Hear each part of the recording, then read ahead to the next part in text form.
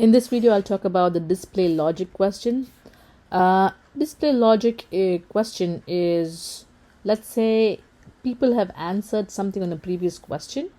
Based on, let's say, a previous question, you want to display the next question. Very similar to skip logic, but when you're skipping logic, you are making the changes in that particular question. However, in display logic, if you want somebody to answer this question will be shown based on the answer in the previous question. Okay, and I'll tell you how to go about that. First, I select a question. In this case, as I was telling you, let's say in the previous question, the participant who is answering the survey is not a member. Okay, if the person is not a member, but you still want to know, but they're following you on social media, right? So you want to know in what way are they engaging with your social media content. In this case, the Aggies content on Instagram, website, and other social media.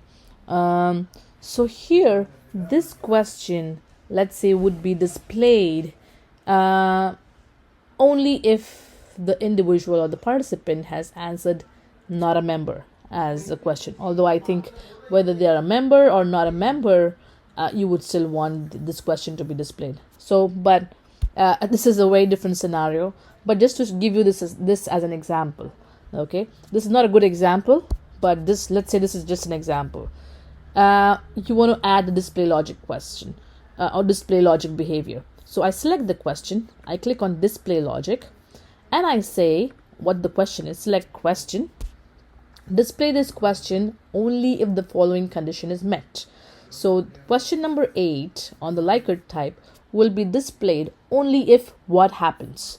Only if, let's say in question number 3, where you're asking about the membership status, people choose not a member as the answer.